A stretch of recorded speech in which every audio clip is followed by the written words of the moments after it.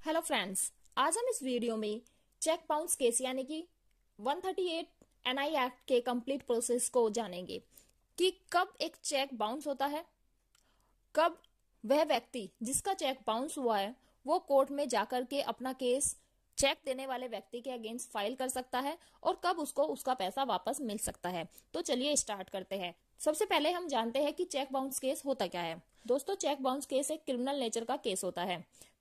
इसमें 2 साल की पनिशमेंट का प्रावधान है, साथ ही जितना चेक अमाउंट होता है उसका 50% फाइन का भी प्रावधान है।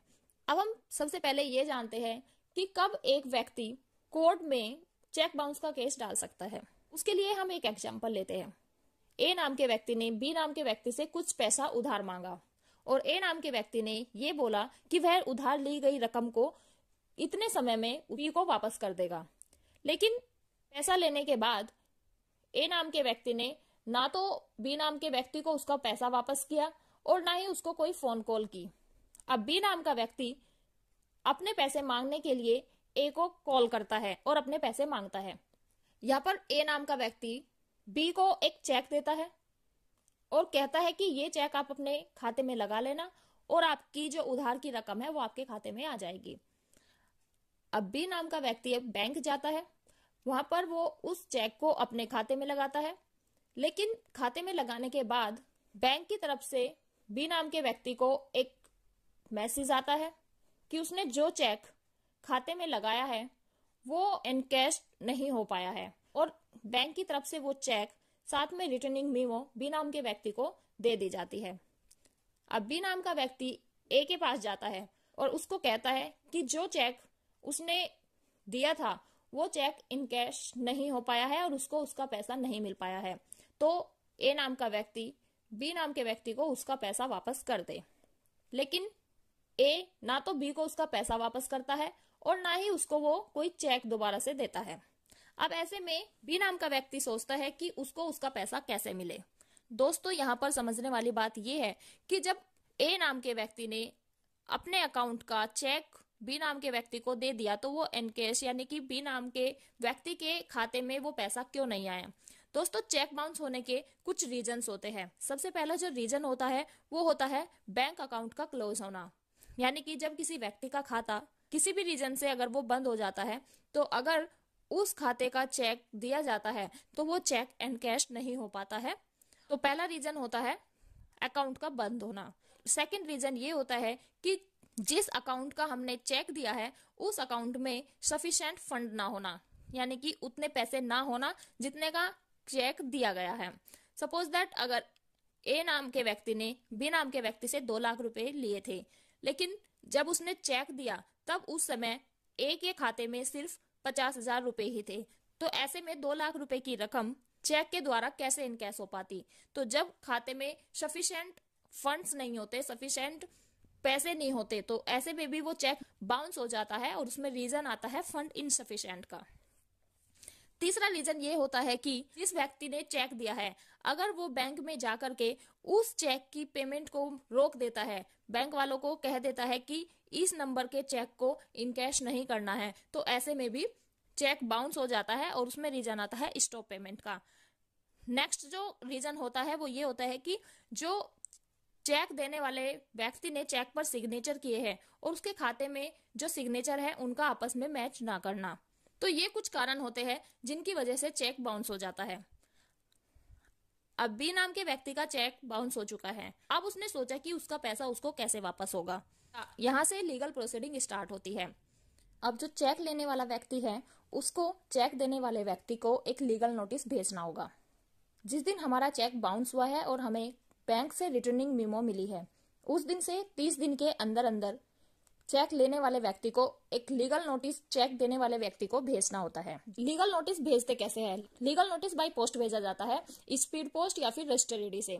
अब हम पोस्ट ऑफिस में जाके अपना लीगल नोटिस पोस्ट कर देते हैं और पोस्ट ऑफिस की तरफ से हमें एक रिसिप्ट मिलती है जिसके द्वारा हम बाद में अपने पोस्ट को ट्रैक कर सकते हैं कि जो पोस्ट हमने भेजा है वो जिसको हमने भेजा है उसको मिला है या नहीं मिला है। तो जैसे ही हमारा पोस्ट उस व्यक्ति को मिल जाता है जिसको हमने भेजा है, उस दिन से 15 दिन का हम वेट करते हैं, क्योंकि 15 दिन का टाइम दिया जाता है उस व्यक्ति को जिसने चेक दिया है, ताकि वो पैसे का अरेंजमेंट करके पैसे वापस कर सके। तो 15 दिन का फिर वेट करना होता है। 15 दिन कंप्लीट हो जाने के बाद अब चेक लेने वाले व्यक्ति के पास 1 महीने का टाइम होता है अपना केस कोर्ट में फाइल करने के लिए। 1 महीने का टाइम पूरा होने से पहले पहले चेक लेने वाले व्यक्ति को अपना केस कोर्ट में फाइल करना होता है। लेकिन अगर 1 महीने का टाइम कंप्लीट हो जाता है तो उसके बाद चेक लेने वाला व्यक्ति अपना केस कोर्ट में फाइल नहीं कर सकता, क्योंकि वो लिमिटेशन बार हो जाता है, यानी कि जो टाइम पीरियड था केस डालने का वो खत्म हो जाता है। लेकिन अगर कभी ऐसा होता है कि कोई जेन्युइन रीजन होता है जिस वजह से केस फाइल नहीं किया जा सकता, तो आप अपना केस 30 दिन के बाद भी फाइल कर सकते हैं। लेकिन उसके लिए जज साहब को एक वैलिड रीजन बताना होगा कि क्यों 30 दिन के अंदर अंदर हम अपना केस फाइल नहीं कर सके। जैसे ही चेक लेने वाले व्यक्ति का केस फाइल हो जाता है, अब यहां से कोर्ट प्रोसीडिंग स्टार्ट होती है। जिस व्यक्ति ने केस फाइल किया है उसको कंप्लेनेंट बोला जाता है, और जिस व्यक्ति के अगेंस्ट यानी कि जो चेक देने वाला व्यक्ति है उसको एक्यूज्ड बोला जाता है। अब यहाँ पर एक ये भी क्वेश्चन आता है कि केस कहां पर फाइल होगा। जिस बैंक में लेने वाले व्यक्ति का अकाउंट होगा और जिस अकाउंट में वो चेक डालेगा, उस बैंक के ज्यूरिस्डिक्शन में जो भी कोर्ट आता होगा वहीं पर ज्यूरिस्डिक्शन बनेगा और वहीं की कोर्ट में केस फाइल किया जाएगा। चेक बाउंस का केस मजिस्ट्रेट की कोर्ट में फाइल होता है। अब केस फाइल होने के बाद फर्स्ट डेट पे जो कंप्लेनेंट है उसकी विटनेस होगी, यानी कि उसकी गवाही होगी, और वो अपने पक्ष में अपनी बातें रखेगा। अगर जज साहब सेटिस्फाई हो जाते हैं तो जज साहब एक्यूज्ड को सम्मन के लिए ऑर्डर कर देते हैं, यानी कि अब एक्यूज्ड की अपीयरेंस के लिए मैटर लग जाता है। दोस्तों, ये एक क्रिमिनल ऑफेंस है और इसमें एक्यूज्ड को बेल कराना जरूरी होता है। अगर एक्यूज्ड फर्स्ट डेट पे कोर्ट में अपीयर हो जाता है तो उसके बाद एक्यूज्ड के वकील को एक्यूज्ड की बेल करानी होती है। लेकिन अगर फर्स्ट डेट पे एक्यूज्ड कोर्ट में अपीयर नहीं होता है तो कोर्ट उस एक्यूज्ड के अगेंस्ट वारंट इश्यू करती है। पहले बेलेबल वारंट करेगी और उसके बाद भी अगर एक्यूज्ड कोर्ट में अपीयर नहीं होता है तो नॉन बेलेबल वारंट करेगी। लेकिन अगर नॉन बेलेबल वारंट होने के बाद भी एक्यूज्ड कोर्ट में अपीयर नहीं होता है तो फिर कोर्ट उस एक्यूज्ड को पीओ डिक्लेयर्ड कर देती है, यानी कि प्रोक्लेम्ड ऑफेंडर, और उसके अगेंस्ट 82 की प्रोसीडिंग स्टार्ट हो जाती है। 82 की प्रोसीडिंग होने के बाद भी अगर एक्यूज्ड नहीं मिलता है तो ऐसे में क्या होता है कि वो केस वहीं पर क्लोज हो जाता है, और जब तक पुलिस एक्यूज्ड को ढूंढ नहीं लेती तब तक वो केस क्लोज्ड ही रहता है। लेकिन जिस दिन भी एक्यूज्ड पुलिस को मिल जाता है उस दिन के बाद वो केस फिर से स्टार्ट हो जाता है और फिर से एक्यूज्ड की अपीयरेंस से स्टार्ट होता है। लेकिन अगर फर्स्ट अपीयरेंस पे या सेकंड अपीयरेंस पे एक्यूज्ड कोर्ट में पहुंच जाता है तो सबसे पहले एक्यूज्ड को अपना एक वकील करना होता है और अपनी बेल करानी होती है।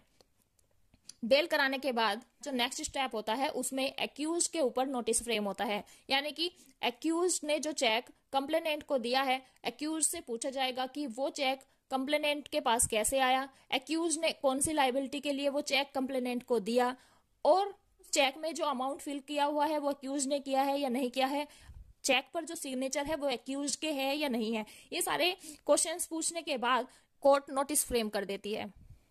और इसके बाद जो नेक्स्ट स्टेप होता है वो होता है कंप्लेनेंट की गवाही, यानी कि अब मैटर कंप्लेनेंट एविडेंस पे लग जाता है। कंप्लेनेंट एविडेंस पे लगने के बाद सबसे पहले जो कंप्लेनेंट का एडवोकेट होगा वो कंप्लेनेंट का कोर्ट में चीफ कराएगा, यानी कि जो जो डॉक्यूमेंट्स उसने कोर्ट में लगाए हैं अपने फेवर में उन सब को एग्जिबिट किया जाएगा, साथ ही जो कंप्लेनेंट है उसकी गवाही की जाएगी। उसके बाद जो एक्यूज्ड का वकील है वो कंप्लेनेंट से क्रॉस क्वेश्चनिंग करेगा, यानी कि वो कंप्लेनेंट से सवाल जवाब पूछेगा अपने क्लाइंट को डिफेंस करने के लिए। कंप्लेनेंट का क्रॉस एग्जामिनेशन होने के बाद मैटर डिफेंस एविडेंस पे लग जाएगा, यानी कि जो एक्यूज्ड है अब उसकी स्टेटमेंट होनी है। एक्यूज्ड अपने फेवर में अपनी स्टेटमेंट देगा, देन जो कंप्लेनेंट का वकील है वो एक्यूज से क्रॉस क्वेश्चनिंग करेगा, यानी कि वो एक्यूज से सवाल जवाब पूछेगा। दोनों तरफ के क्रॉस एग्जामिनेशन हो जाने के बाद मैटर फाइनल आर्ग्यूमेंट पे लग जाता है। अब दोनों तरफ के वकीलों को अपने अपने पक्ष में अपनी अपनी बातें रखनी होती है। फाइनल आर्ग्यूमेंट हो जाने के बाद मैटर जजमेंट पे लग जाता है। अब मैटर टोटली डिपेंड करता है जज साहब पर कि दोनों तरफ की दलीलें सुनने के बाद जज साहब क्या डिसीजन देते हैं। जजमेंट पर मैटर लगने के बाद अगर जज साहब को ये लगता है कि जो एक्यूज्ड है उसने ऑफेंस किया है तो जज साहब एक्यूज को कन्विक्शन दे देंगे। लेकिन अगर जज साहब को ये लगता है कि एक्यूज ने कोई ऑफेंस नहीं किया है, कंप्लेनेंट के जो पास चेक है वो चेक भी एक्यूज का नहीं है, तो ऐसे में जज साहब एक्यूज को एक्विटल कर देंगे और उसके ऊपर कोई भी चार्ज नहीं लगाएंगे। लेकिन अगर जज साहब ने एक्यूज को कन्विक्ट किया और उसके ऊपर पनिशमेंट लगाई, तो उसके लिए एक नेक्स्ट स्टेप दी जाएगी जिसमें जज साहब ये डिस्क्लोज करेंगे कि जो एक्यूज्ड है उसको कितनी पनिशमेंट दी जाएगी। अब ये क्रिमिनल केस है, बट इसमें जो मैक्सिमम पनिशमेंट का प्रावधान है वो 2 इयर्स का है। अब जज साहब 2 साल तक की कितनी भी पनिशमेंट उस व्यक्ति को दे सकते हैं। साथ ही जितना भी चेक का टोटल अमाउंट होगा उसका 50% फाइन एक्यूज्ड के ऊपर लगाया जा सकता है और यहाँ पर कोर्ट का फाइनल डिसीजन हो जाता है। अब एक्यूज के पास में 1 मंथ का टाइम होता है अपील में जाने के लिए। अगर एक्यूज चाहे तो वो ट्रायल कोर्ट के डिसीजन के अगेंस्ट अपील में जा सकता है। तो दोस्तों, ये था हमारा 138 NI एक्ट यानी कि चेक बाउंस केस का कंप्लीट प्रोसेस। अब इसमें हम ये जान लेते हैं कि जब हम केस फाइल करते हैं उस टाइम हमें क्या क्या डॉक्यूमेंट्स की जरूरत पड़ती है। फर्स्ट नंबर पे जो हमें डॉक्यूमेंट्स चाहिए वो चाहिए चेक और बैंक से मिली हुई रिटर्निंग मेमो। सेकंड नंबर पे जो लीगल नोटिस हमने बाय पोस्ट एक्यूज्ड को भेजा था वो लीगल नोटिस, साथ में पोस्ट ऑफिस की postal receipt and tracking report. अगर एक्यूज्ड की साइड से कोई भी लीगल नोटिस का रिप्लाई आता है तो वो रिप्लाई भी हमें अपने फाइल में लगाना होता है। उसके साथ हमारी जो कंप्लेंट की कॉपी होती है वो जाती है। कंप्लेंट में एक सपोर्टिव एफिडेविट जाता है और एक evidence by way of affidavit भी कंप्लेंट में ही हमें लगाना होता है। उसके साथ ही हमें लिस्ट ऑफ विटनेस देनी होती है और ये सारे डॉक्यूमेंट्स लगाने के बाद हमारा केस रेडी है और हम इसको कोर्ट में फाइल कर देते हैं और हमारा केस रजिस्टर्ड हो जाता है। आई होप आपको 138 NI एक्ट यानी कि चेक बाउंस केस का पूरा प्रोसीजर स्टेप बाय स्टेप समझ में आया होगा। अगर इसमें से आपको कुछ भी चीज समझ में नहीं आई है तो आप हमें कमेंट करके पूछ सकते हैं। Thank you.